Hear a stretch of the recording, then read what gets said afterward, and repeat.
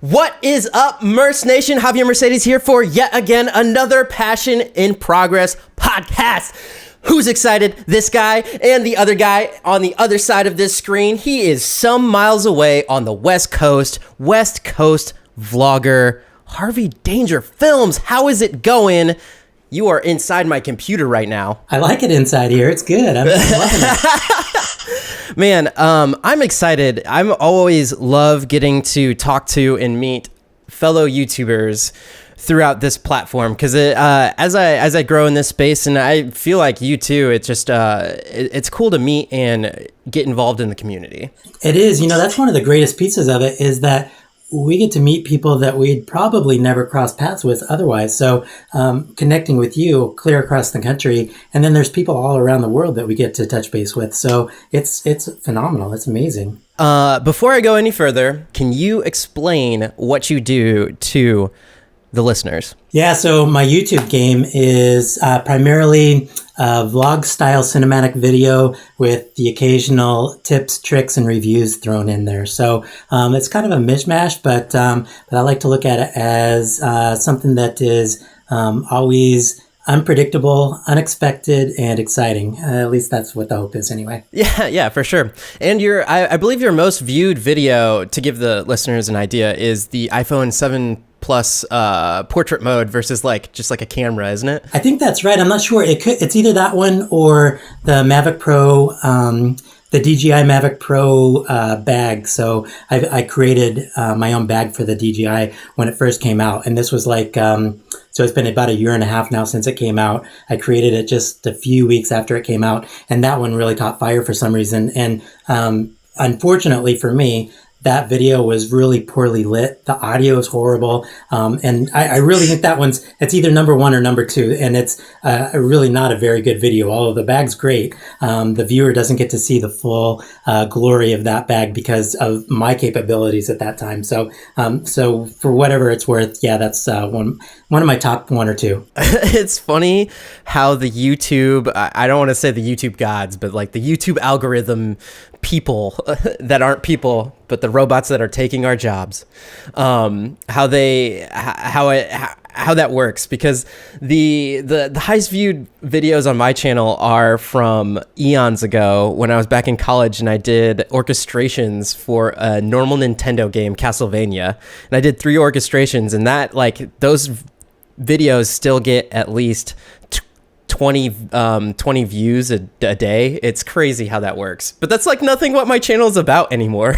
It is crazy, right? And I kind of liken it to it's sort of like finding the adult tooth fairy. So you create this video, you stick it under the pillow of the computer, and the tooth fairy may or may not show up, right? If she shows up, man, you're golden, you're set, and you could have, hundreds of thousands of new subscribers, not exaggerating at all, or you could have 5 views. And, that tipping scale is, there's no rhyme or reason to it. It's just whether or not the tooth fairy found you that night or not. It's really crazy.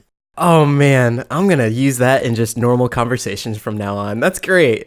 Did you come up with that? I was just thinking about that. I was just on vacation this last week, and I was going to bed, and I was like, what can I do on this vacation that is something that YouTube algorithms, which I fully don't understand at all, is going to pick up, and something that I could run with. And I was actually laying there in bed, and I was like, this is a similar feeling to what my 8-year-old must feel when she goes to bed with a tooth under her pillow, right? Because she's got this huge anticipation, but then what if the tooth fairy didn't show up? That would just be the biggest downer ever. And it kind of feels like that. It's like you put all of this work and you polish this video, and it's, you feel like, man, this is the one. And it just doesn't work that way. Well, I would say luck comes at it comes if you're, obviously it's a numbers game. I feel at this point on YouTube it's a numbers game at some point, and then on other parts of the spectrum there's actual grit of the video content. I think there's a trifecta.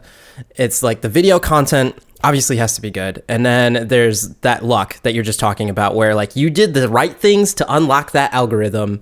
And then there's also the community. It's just how the more you interact and the more you give into, or the more that you talk to people within the community that are going through the same thing of trying to find that right tooth fairy, it's like everybody gets. I don't want to call it a struggle because I enjoy the journey, but it's definitely one of those things that is the common binding thing between a lot of the smaller YouTube creators. So when I first contacted you about getting on the podcast, you were telling me a story about how you got into video creation, and I was floored. I was like, man, why haven't I heard this yet? So could you please just give a little details as to why you started YouTube? Yeah, I was really excited that you were interested in hearing the story. I was have been debating for a really long time whether it was something that I wanted to make a full vlog about, to be honest. But I would make like 10 vlogs about it. I would like, dude, when you're big and you're on the lecture circuit, that's gonna be the thing. But I don't want to hype it up too much. But continue. Yeah, so it is kind of a crazy story. I mean, 10 years ago, short of 2 weeks. In 2 weeks, it'll be 9 years ago, short of 2 weeks. It will be the anniversary date of when I was hit by a car. So I was a semi-pro triathlete, sponsored by Cliff Bar. Prior to that, I'd had a pretty good lineage of sponsors. Odwalla Bar, before they were owned by Coca-Cola, picked me up. So they sponsored me for several years, and then Balance Bar. And then I had the good fortune of being picked up by Cliff Bar, and I was a sponsored triathlete. I was out training on my bicycle with my wife and a really good friend of mine, and it was just the three of us riding roads out in the county. We call it the county. It's not busy at all. There's very little traffic out there, and there's not a bike lane, but there's a decent shoulder that's marked by a white line. So, we're always riding the shoulder, and we were just having a great evening ride. And what I can remember is not a whole lot, to be honest, but what I can remember is we rode down across these train tracks. We were doing this beautiful little winding road. There was this family of raccoons that crossed the road in front of us, this big, huge mama raccoon, and she had like 4 or 5 little baby raccoons behind her, and we had just been commenting on that. And then we came up to this stop sign. We stopped, and we all just stood there for a minute, and we were trying to decide whether or not we were good for the night or whether we were going to head home. And it was pretty early in the evening. It was like 5:30, 5:45 in the evening. And silly me, I said, let's get in another half hour or so, because we had done this loop. There was another short loop that we could add on. And I said, let's go add on this other loop and name the road names. And then we'll head home and have some dinner. And everybody agreed. We took the right turn to do that extra little loop. And it was about 3 or 4 minutes after that my world just completely changed forever. Everything sort of disappeared from me, because I don't honestly remember pretty much anything after that. There was a teenager in the car, and he was sitting next to his buddy. The story that he gave was that his windshield wiper wasn't working. The sun was in his eyes, and he was reaching out his side window on the driver's side, trying to fix the windshield wiper blade while he had, sprayed the windshield to clean it off. And they didn't realize that they had actually hit me until probably, almost a quarter of a mile down the road. They had no idea that they had hit something, but the entire front of the hood of the car was crumpled. I blew out the windshield, although it was still intact. It was completely destroyed, and I crumpled the hood of the car, like the top of the car. My wife said that she saw me do at least 2 flips in the air before I came down and landed on my head and shoulders. And fortunately, the next car that came by within seconds was a first responder emergency nurse. She called 911, and she stayed with me until the ambulance came. And I honestly don't really remember very much from any of that, except laying on the ground, and my wife was holding my hand, and she was saying, are you going to be okay? Are you okay? Are you okay? And I remember laying there and being completely calm, like nothing had ever happened. I had just woken up from basically a nap, it felt like, and I was like, I'm totally fine. I'm going to be okay. There's nothing to worry about. I'm totally fine. The ambulance obviously came really quickly. They took me to the hospital, and I had some very significant injuries that they were quite surprised that I even survived. So very lucky to be here today. Golly.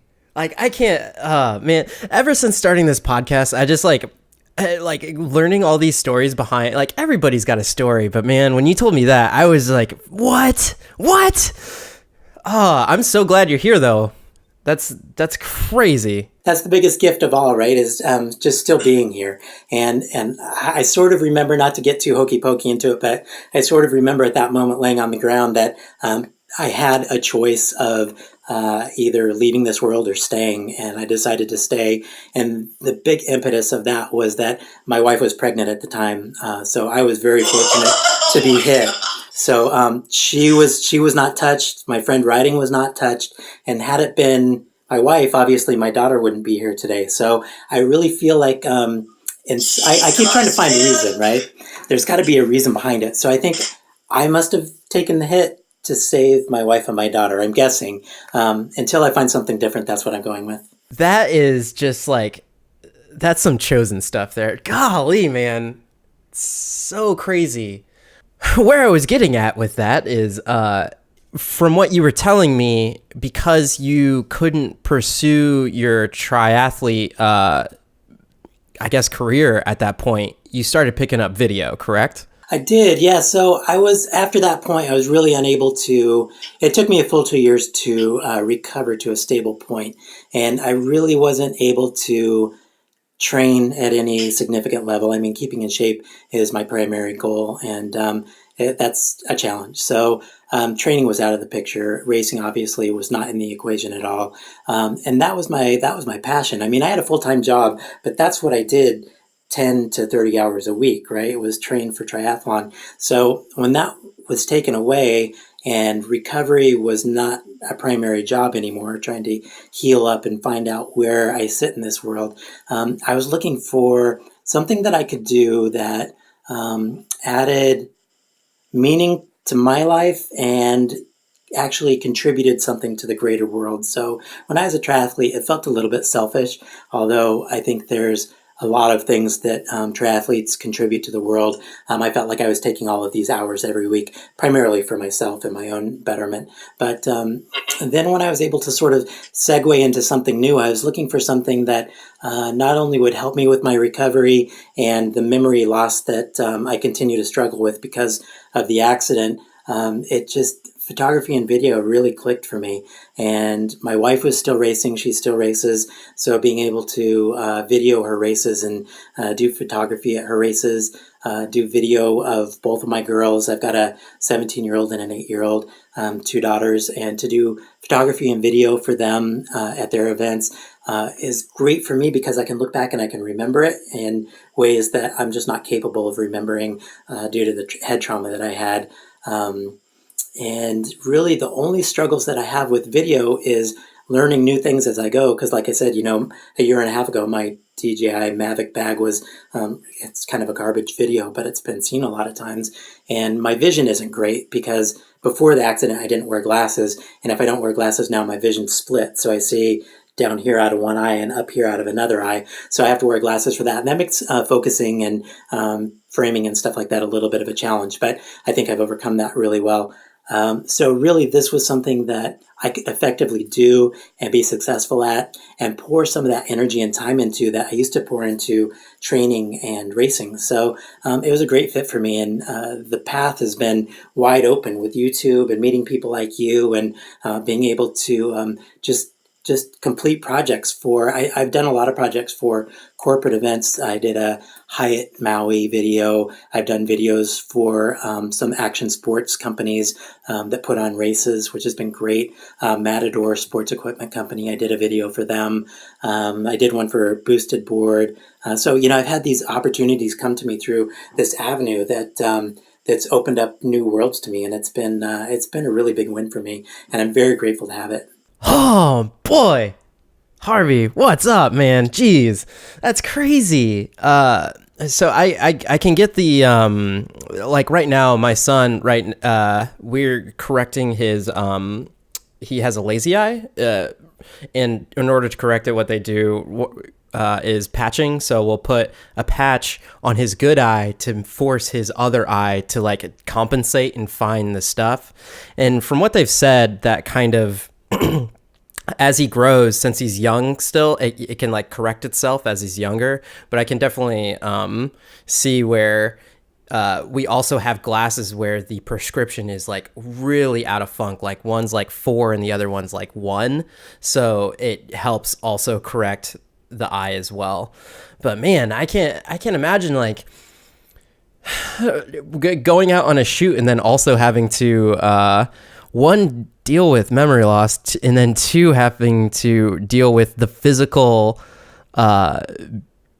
sight of the physical information that you're bringing in. Man, that's so cool. Yeah, and for your side, just so you know, I don't know if it's comforting at all, but vision therapy is phenomenal. Like I improved a ridiculous amount through vision therapy, so I really have no doubt that she's going to see phenomenal improvements through her vision therapy and be able to pull back the muscles in the eye, because I had things that were equivalent to infants with different eye disabilities at that time, and they had me working with an ophthalmologist who is a vision therapist for infants, and I was doing a lot of their exercises, and man, it's amazing what they can do. So yeah, just so you know, it's pretty amazing what they can do just with those exercises. It's really tremendous. Yeah, I feel like that's just like that's the podcast right there. There's Harvy's story. All right, but one of the things that I really liked on one of my previous podcasts that I think I want to incorporate into all of them is when I asked the guy that does Yellowbird sauce. You mentioned that you like Yellowbird sauce. Yeah. His thing about seeking validation in your craft. You had this accident, you picked up the camera, and you started doing things. Obviously, you've been validated at some point because corporate people are looking to do things with you. And obviously, if people check out Harvey Danger Films YouTube page, they could see immediately that you have the eye for it. But what was that moment of validation for you that this is something that like, yes, I'm good at it, and I'm also like, I'm going to pursue this passion? Yeah, that's a great question. You know, I think I can't really pinpoint what that aha moment was for me or what the specific validation was. I have to admit that these companies aren't reaching out to me with my experience in racing and trying to find a sponsorship with a company. They don't always come to you unless you're some really big shot, right? So I used some of that skill to go out and find people who wanted to work with me, and there are way more that said no to me than said yes. Can we dive further into that? So getting into the business side of YouTube and like making money from the passion that you have, you're at like 1K, a little bit over 1K subscribers now. Yeah. Congratulations. Thank you. But I think the great thing about that is that you have multiple client videos, right? So can you talk about how you approach these companies to do videos for them? Yeah. So the biggest thing for me was that I was spending an inordinate amount of time on filming and editing, learning how to edit as I go. So I'm by no means fast at editing, getting faster as I go, trying to pick up something new every single time I do a video is a goal of mine.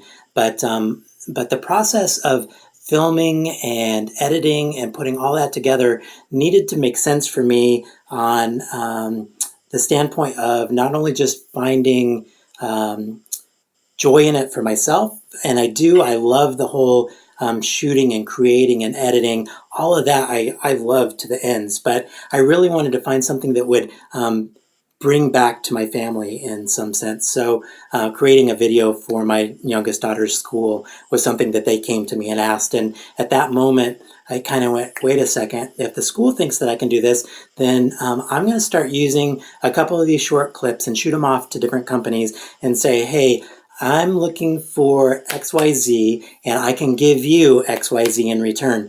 And where I started and where I still am is I'm not asking for financial feedback in return. What I'm asking for most of the time is for gear, or I'm asking for free hotel stays for vacation, or I'm asking for the opportunity to try a product and then give it away on my channel, which is something that I'm doing with Matador really soon. And so I approached them and I said, this is what I've done in the past. And I gave sort of a couple quick highlight reels, like 2 or 3 20-second reels of what I thought was really good cinematic footage, coupled to some music, and said, this is what I could do for you. You can use it anywhere you want on social media. I have the rights to the music, so you don't have to worry about finding your own music. And if you want to get in this cycle loop of creating things and we talk back and forth about how you want it to be changed or whatever, we can talk about that with some sort of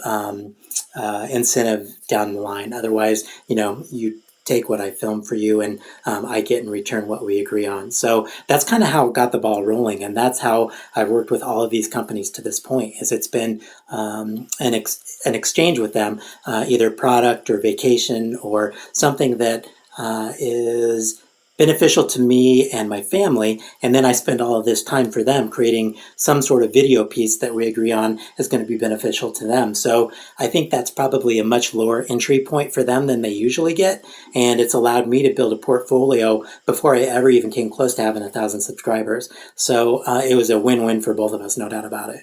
Man, that's some knowledge you just dropped there. So what one particular just like nuanced question, when you say you own the rights to the music, are you using something like Epidemic Sound or? Yeah, it's called Artlist. So it's just like how Epidemic Sound works, but it's called Artlist. And so I use the Artlist music, and anything that has my name attached to it, I can use that music for, and they have a really large catalog. So I can find music that will fit just about any type of situation that I want. And I use that for all of my videos as well. But I use it for these corporate projects that I tie the music into it, and then they don't ever have to worry about using that music as long as they tie my name to it, which is what I want anyway, right? I want them to be saying, hey, Harvey Danger Films created this, because then somebody's going to think, hey, maybe I should talk to this guy about creating something for me, or they'll go on the computer and look up, hey, who's this Harvey Danger Films guy, and find me and follow me on YouTube or Instagram or whatever it is. Mm-hmm. And your normal day job is sales, is it not? Yeah, so I'm a senior account management for, it's a food brokerage company, and I deal with natural and specialty foods. Look at that, man. So I find this fascinating. So to me, my skill set and what I'm garnering from day to day as a video editor and a videographer for my day job, and then I can translate that to YouTube and making videos. But in your circumstance, you right from the beginning, as a businessman, the value of reaching out to different companies right off the bat and setting yourself up in a situation that can benefit not only you, not only the business, but your family as well. That's fantastic, man. Yeah, and it's great too. I've told you before, I'm envious of what you get to do day in and day out. I mean, the knowledge that you have and that you continue to gain through your work is I want to just bundle that up and put it into my ear, because I want to have that stuff going around up here. But yeah, so I've kind of taken the back end to that, and what I try to do is find a way to work my way into that corporate scenario and learn something new every time I'm creating, so that I can throw those new things, those new tricks, my bag of tricks, at the corporate videos that I'm making and or my YouTube videos as well. So YouTube is a great platform for me to throw things out there and get some feedback, as well as just practice my craft. I worked on some different drone things in the last couple of videos with doing some fast motion 360 stuff around objects. And I just wanted to use that and create that video to see how people would respond to that. And then also see how I could make it better with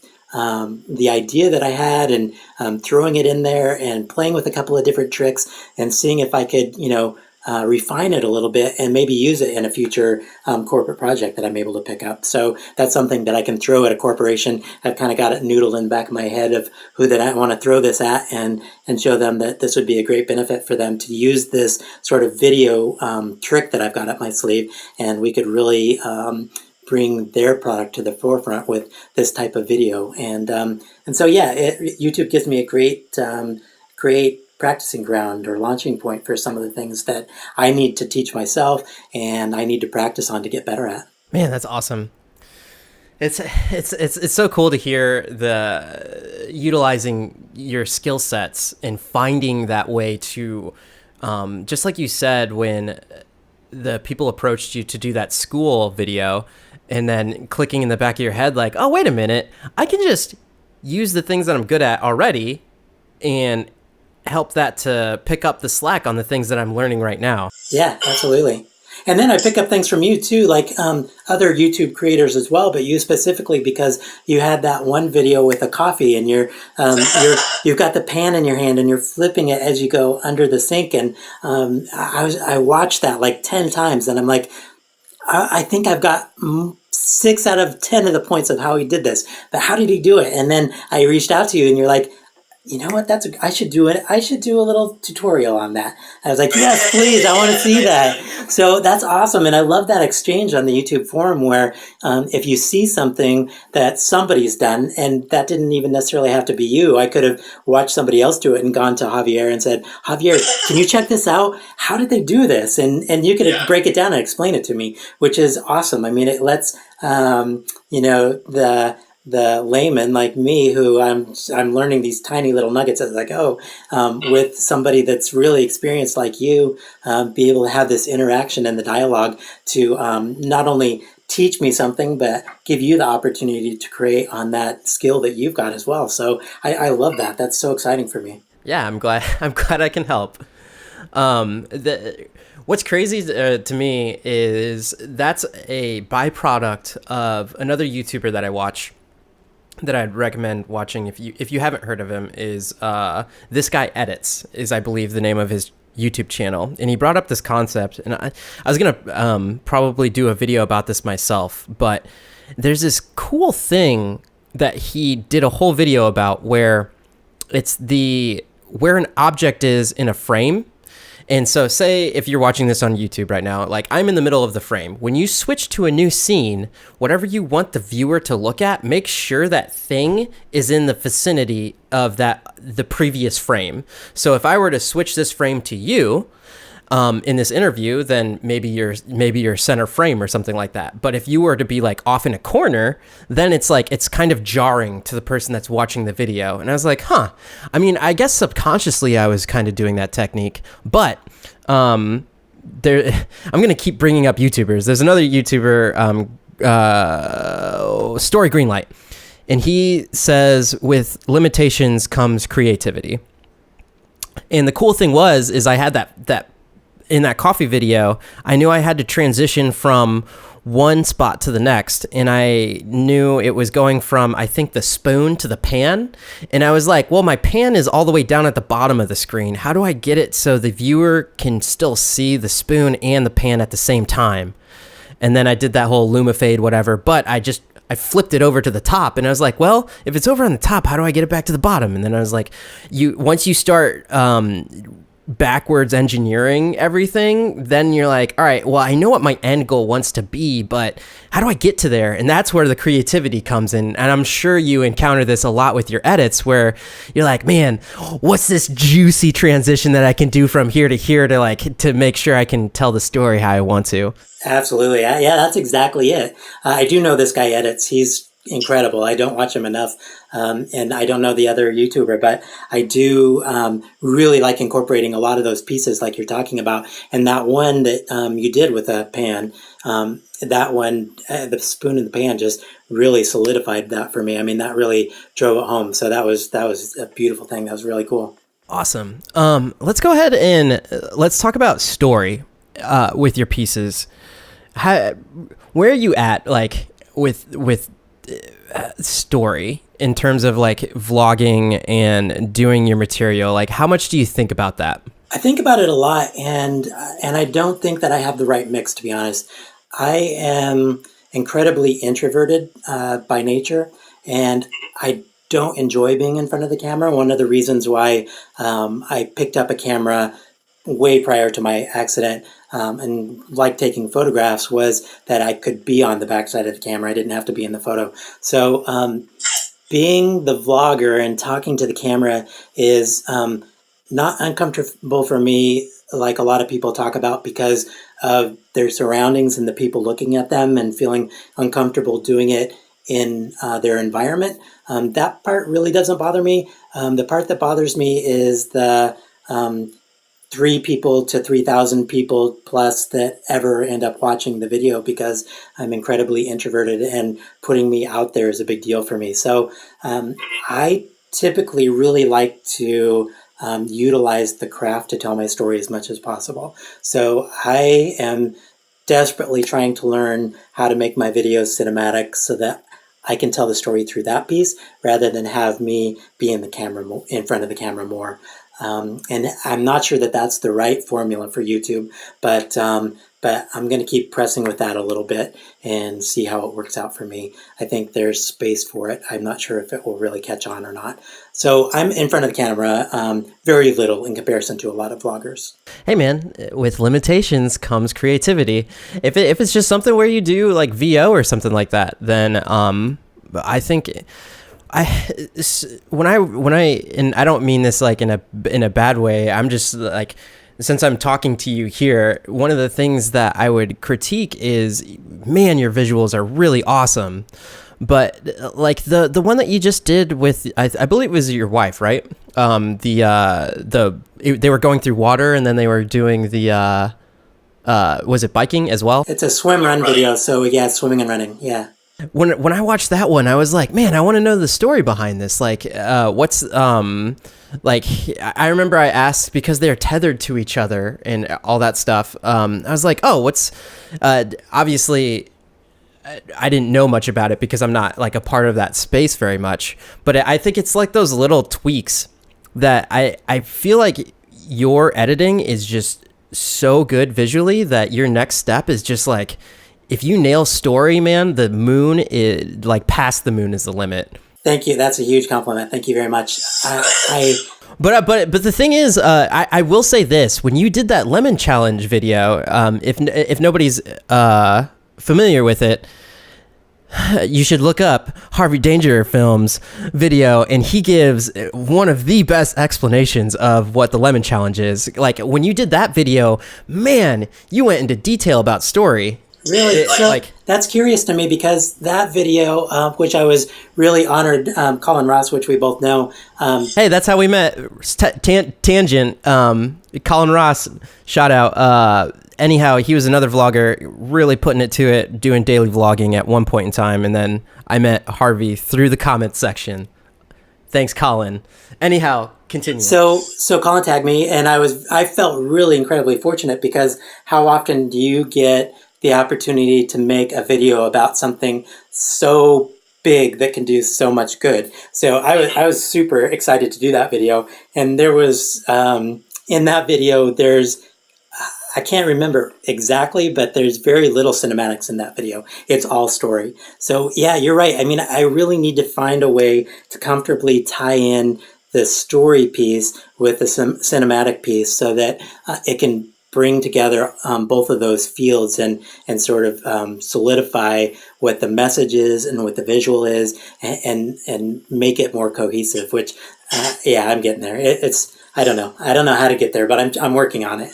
Well, that's the thing. I feel like that's just not necessarily a rinse and repeat, but it's just like one of those things that the more and more you work on it, it just becomes more apparent what is not necessarily important, but like, once you get good at one thing, then you start deviating towards another. And I feel like that's like, in my space, that's where I'm at, where like, man, I could have these really nice transitions on a lot of the stuff that I'm working on the Chive. But then what I really try and focus on is, what is the viewer getting out of this piece? And why would they take their time to give their attention to something that I'm creating?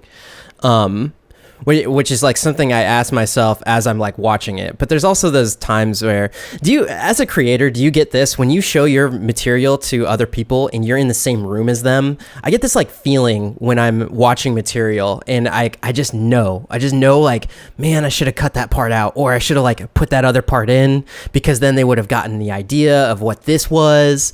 And then like, I don't know. It's just like this feeling that I get in the room where if there's like a slow minute in a piece, I'm like, I should have cut all that out just so we could get to the good stuff. Yeah, absolutely. I totally get that. And that's invaluable information that I don't get nearly enough. I don't know how often you get to show your videos to people.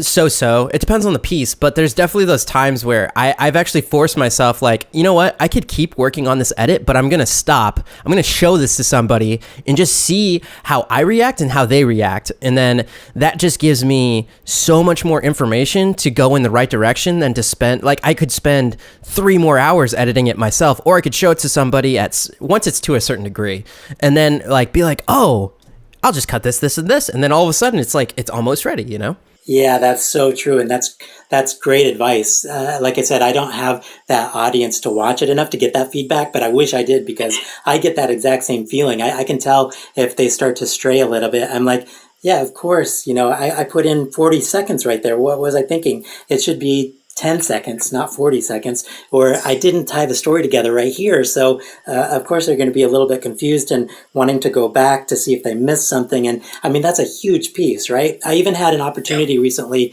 with something, it's called the Travel Tribe. They asked me, the group that started Touring Taste Buds, they asked me if I would do a video for them for this group called the Travel Tribe. And I did a video for them and I threw it out there and I said, what do you guys think of this? This is kind of what I'm putting together for it. And the number one feedback I got back from 6 people who watched it was, this is incredible and it's powerful, but the music isn't powerful. It really just doesn't fit.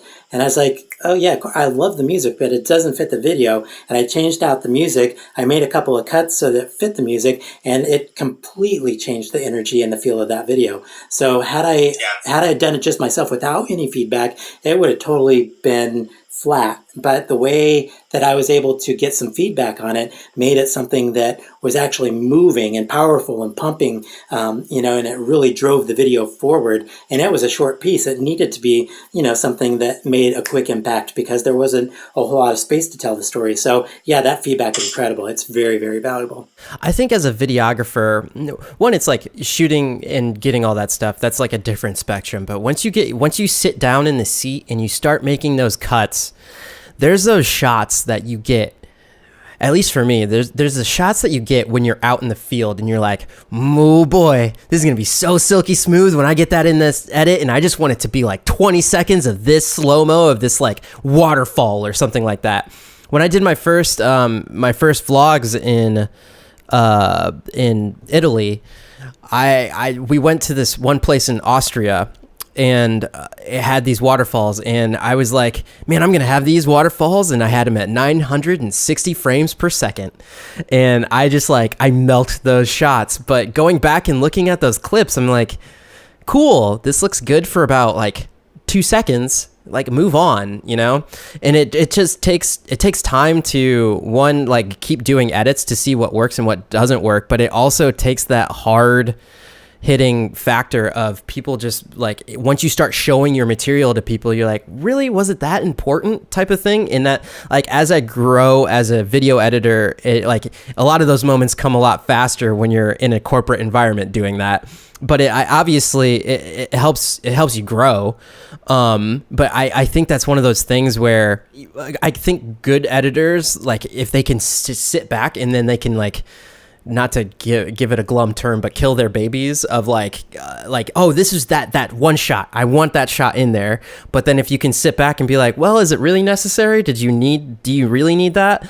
Then maybe if it doesn't actually need to be in there, and if you could have the power to be like, nah, it doesn't need to be there because it's getting in the way of the story, then like, that's when things really start clicking. Absolutely. And that's a beautiful point too, because we as YouTube creators, less so for you at the Chive, but we as YouTube creators, we are doing the filming and the editing, whereas a lot of times the editor hasn't done all of the shots and they're taking this information in and they're putting it together with fresh eyes, right? So when I go out and I do this shot that I've gone to bed dreaming about, thinking how I can make it the best I can, I get on my shoulder and stand half on my head and get muddy and get wet and get my gear all dirty and for, a 10-second shot, and I throw it into the computer and I'm like, I have to drop this because it doesn't work. It doesn't look right. It doesn't make sense. It's not propelling the story, and I have to chop that. Like you say, you have to lop that stuff off sometimes. And I'm married to that a little bit because I went to bed thinking about it. I perfected it when I was standing on my head. I got dirty. I got my gear dirty. I had to clean my gear. All of this emotional tie and physical tie to it is there, and I have to chop it out. So I'm getting to a place where I'm getting better at that because, like you say, shooting at 960 frames a second of this waterfall, you want to keep that in because, man, you can feel it, but it's not the same for everybody else, right? Yeah. I think the biggest day of reckoning with that kind of stuff is when I had already been at the Chive for quite a while, but then I started doing YouTube somewhat full time, and the biggest day of reckoning on that was seeing my audience retention and like going back, and once I had a couple of videos under my belt and like, oh man, this is awesome, and then you see that they only watched like 30 seconds of it, a minute and 20 seconds when I was starting is like, whew, that was golden. Like yeah. But to see those drop off patterns, it's like the numbers don't lie. Like you can't disagree with what that stuff is, and taking a hard look at it and being like, huh.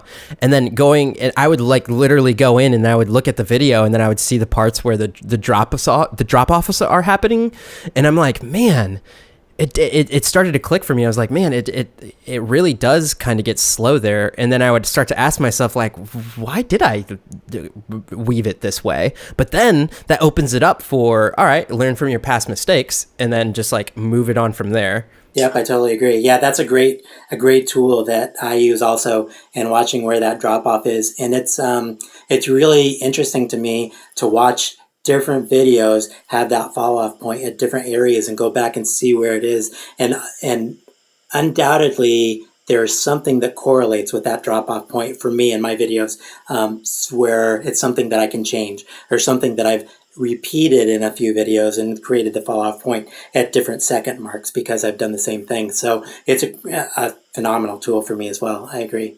Yeah, oh man, this podcast could be 5 hours long if we just talked about YouTube analytics and all those different things. Sounds good to me. You finish that coffee and we'll pop open a beer or something. Let's keep going. But for the listeners that aren't as into that, let's talk about social growth and things of that nature. I guess that's kind of in the realm of what most people would be interested with that too, because you're not only just YouTube. You have a much bigger following on Instagram. I do, yeah. It's curious to me how that happens, and I'm not sure how to tie the two together really effectively. IGTV is throwing a frustrating wrench at me at the moment because I'm wrestling with that in my brain. So I've got, not impressive following anywhere, but I've got an okay following across several different platforms. So I think, YouTube, I'm getting close to 1,100. Instagram, I'm bouncing off of like that 2,300 mark somewhere. I think that's about right. In Twitter, I think I'm right around 2,500, 3,000, something like that. Man, I started Twitter is an anomaly to me. Like I just started, I picked up Twitter and I'm just trying to tweet that twat, man. I tweeted a couple days ago, like you mentioned earlier, filming yourself in front of people. I was like, I don't know what to tweet about right now. And then I was like, I'll just tweet what I'm thinking. And I was in the middle of doing a talking head, and I was like, I'm 77 videos into YouTube and still get nervous in front of like when I'm doing my YouTube videos out in public because like random people are walking by. But that's the stuff I'm tweeting about, that or World Cup or something like that. But like Twitter to me, I love the platform, but it's just like I don't know how to grow on that. Curiously enough, I have gotten, I'm going to make this number up because I'm not exactly sure what it is, but I've gotten 9 out of 10 of my corporate jobs through reaching out through Twitter. So Twitter has been really effective for me with outreach. And I think that I've gotten, without a doubt, I know that I've gotten the most response via Twitter as opposed to Instagram direct messaging, YouTube direct messaging. What else have I tried? Dude, YouTube direct messaging goes to a black hole. Yeah, no, that's so true. And it's soon to not exist anymore. So I guess it's kind of pointless at this point. But direct email too through the company's media email websites and pages and stuff. So Twitter has been absolutely, without a doubt, the most effective for me. Learning so much. So in terms of social growth, though, I think the big, like you said, Instagram is an anomaly where, especially with IGTV now, the thing that is interesting to me is you could keep growing your following via the pictures and maybe your stories and all that stuff and doing videos, like the short videos on the feed. And then, like, would doing IGTV benefit your follow? It's because, like, you could just grow your following doing the same thing that you were doing on Instagram before, or you could do IGTV and then kind of grow more. I don't know, because your following's connected there. I don't know. I'm really confused at that too. And they don't have the search engine. Like YouTube's the number 2 search engine in the world behind Google, which they're interlaced. So they have a lot of power for searching out video content. And there's really, you can't search out video content on IGTV, at least not yet.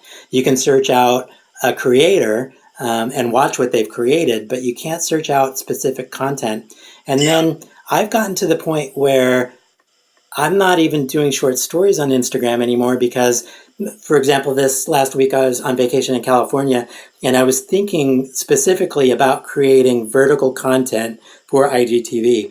And I still have it sitting on my phone because I haven't gotten it off my phone to do any edits with it to put back on IGTV. Whereas if I had just done Instagram stories, I would have loaded it up that day or even right then and put it out there.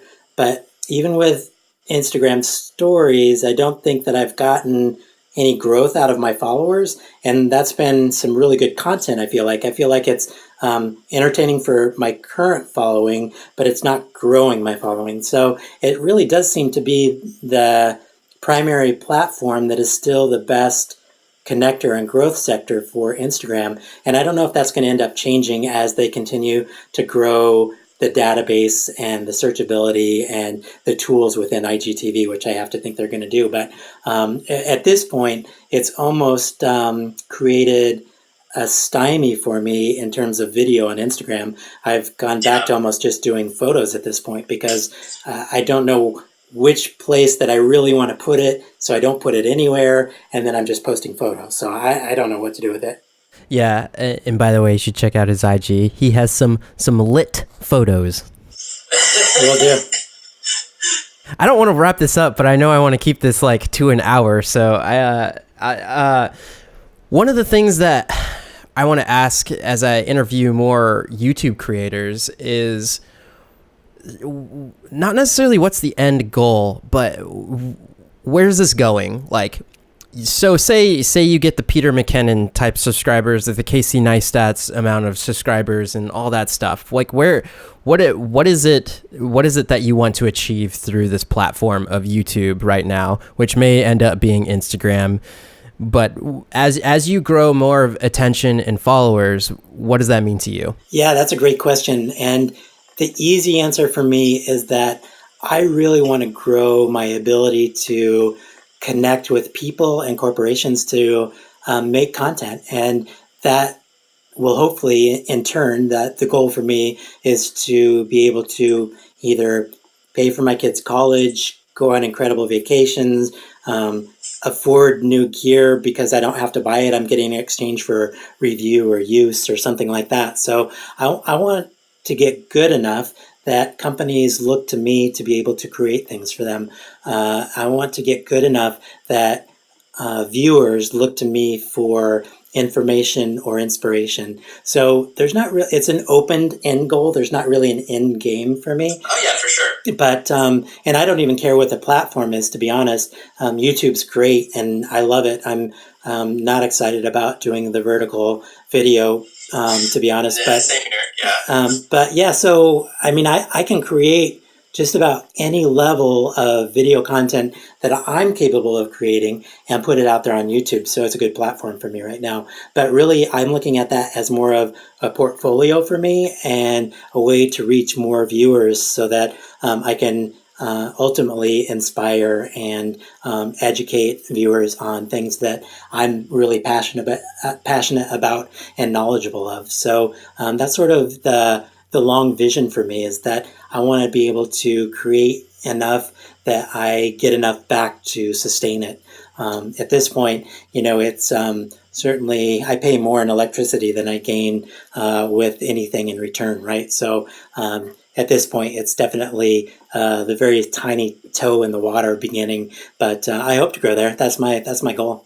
Man, I feel like just in talking to you, there's so much wisdom there that's gained from all the parameters, not video. Like, you have such a better understanding of how to utilize the tools of, I'll just put it in a blanket statement, of social media to achieve what you are trying to accomplish. And I think what fascinates me is that having that void of the 30 to 20 hours that you were spending a week doing training for your triathlon material in races and things like that, and then just pivoting hard into something that you're like, no, I'm not just going to sit down and, I don't know, do my 9 to 5 and then that's it. I'll just raise the kids and that'll be cool. You have this drive and motivation that's there. And man, I feel like you're just going to win, and it'll be a matter of time. But just in talking to you, it's cool to see your outlook on everything and how it's progressing. Yeah, I appreciate that immensely. And those words echo deeply inside of me. It means a lot.